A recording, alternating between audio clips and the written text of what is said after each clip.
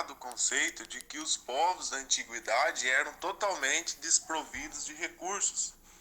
Os povos da antiguidade são muitas das vezes retratados em pinturas e obras de arte como pessoas arrastando a mulher pelos cabelos, como pessoas totalmente desprovidas de tecnologia, pessoas com técnicas agrícolas rudimentares e técnicas de navegação também rudimentares.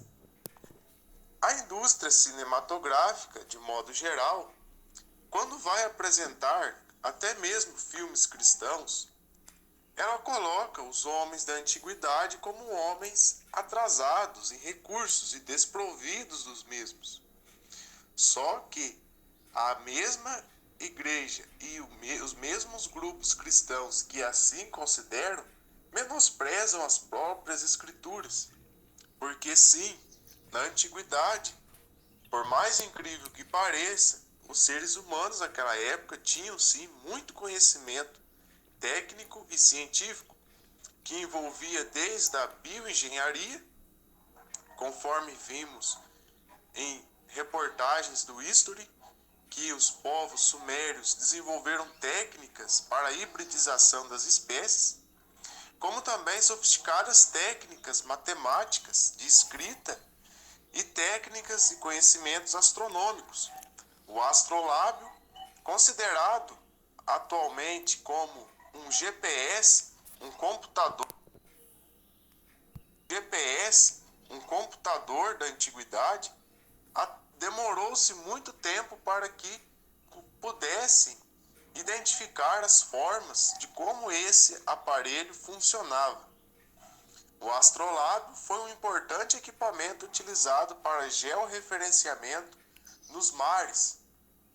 Segundo algumas pesquisas do Instituto Licentia, os portugueses que chegaram ao Brasil não chegaram ao Brasil porque se perderam em alto mar, conforme as fontes oficiais, mas porque eles já conheciam o caminho, graças aos acessos que os cavaleiros templários, que fugiram para Portugal da perseguição, conseguiram arrumar quando estes dominaram a região do Oriente Médio.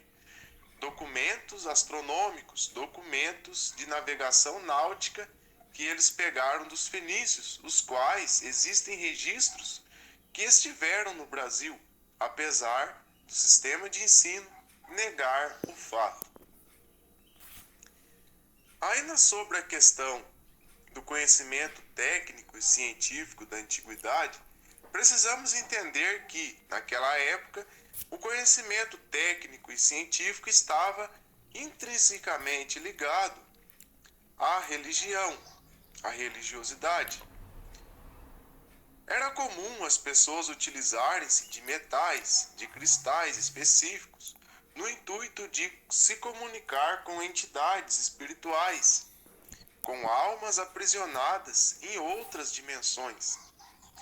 Infelizmente, determinados grupos de cientistas independentes, alguns deles que creem, inclusive, no modelo geocêntrico estacionário, conhecido como Terra plana, acreditam que não existam outros mundos, o que é totalmente errado perante as próprias Escrituras, porque no livro de Hebreus, capítulo 11, é dito que pela fé os mundos foram criados. Então, se é pela fé os mundos foram criados, existem mais mundos além desses.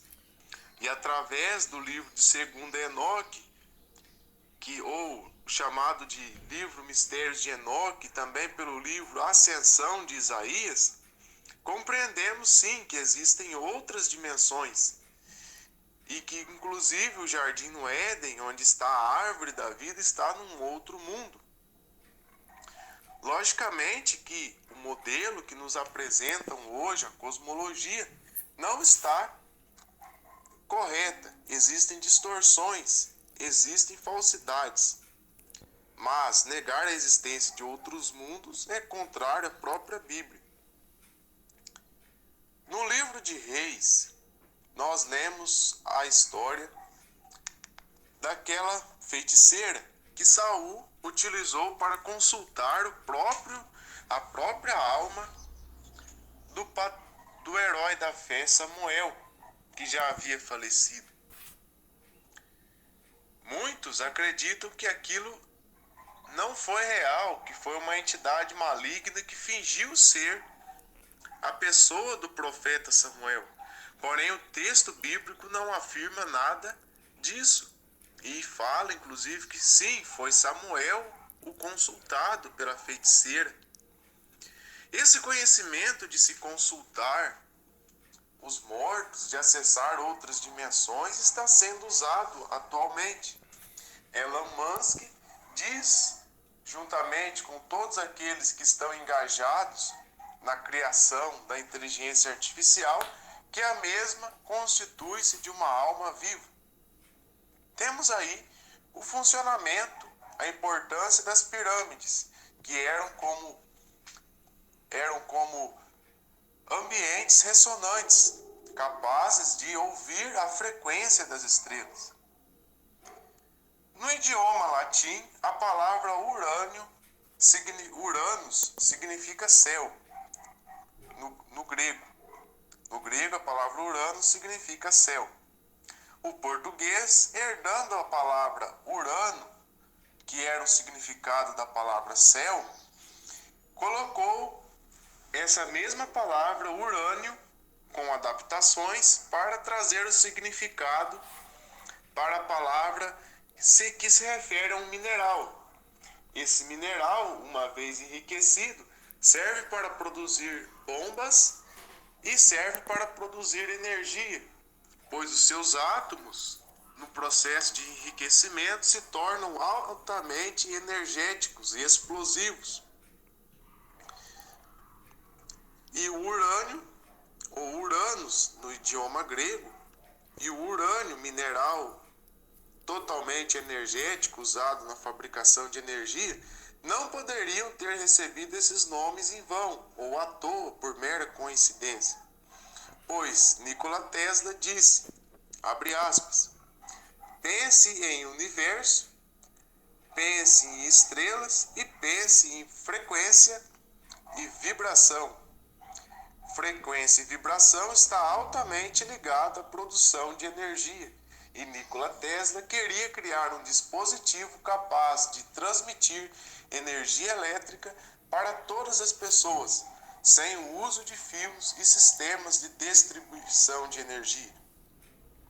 Temos aí o porquê o céu, no idioma grego, era chamado de Uranus, e porque o urânio recebeu esse título, esse nome, para trazer significado a um mineral que é altamente energético.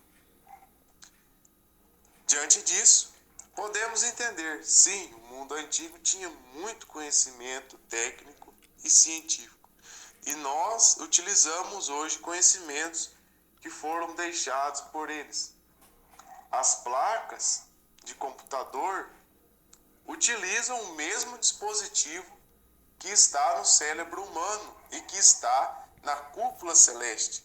São dispositivos altamente conectados uns aos outros, capazes de transportar inúmeras informações. Não há nada novo debaixo do céu. E as coisas criadas por Deus são uma miniatura da revelação do seu poder e das coisas celestiais que são ainda maiores, conforme vemos em Romanos capítulo 1.